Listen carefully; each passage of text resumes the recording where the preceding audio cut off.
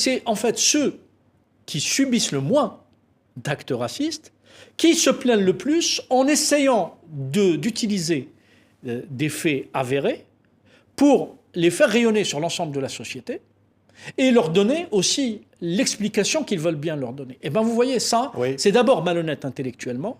Quand je vois quelqu'un comme Mélenchon aller marcher avec des usurpateurs et des escrocs intellectuels comme ceux-là, je me dis que ce garçon n'est plus, d'abord, a perdu la raison, enfin, d'un point de vue politique, il a complètement perdu la raison, d'autant plus que cette démarche qui est la sienne, qui est celle de la France insoumise ou encore des Verts, si elle peut marcher dans des ghettos ethno-religieux où ils peuvent se jouer justement du sentiment victimaire de certains... C'est de pur électoralisme. Mais bien sûr que c'est, pour beaucoup d'entre eux, par pur électoralisme, mais en plus de ça, ils sont en train de se saborder, pardon. Parce que, encore une fois, ce que je voulais vous dire, c'est que si ça pouvait marcher dans des ghettos ethno-religieux, oui, à Trappes, ça peut marcher, dans certaines communes de la Seine-Saint-Denis, ça peut marcher.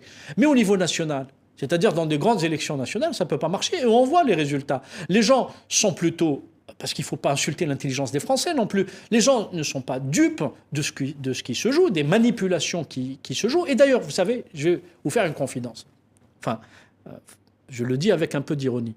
Même des gens qui sont dans le logiciel langagier de ces courants gauchistes décrits comme musulmans, et qui ne le sont que par leur patronyme ou par leur ascendance, sont des gens qui souvent vomissent passez-moi l'expression là aussi, cette tendance qui vise à infantiliser les musulmans, oui, à les transformer en victimes perpétuelles, à ne pas les regarder en tant que citoyens à part entière, etc.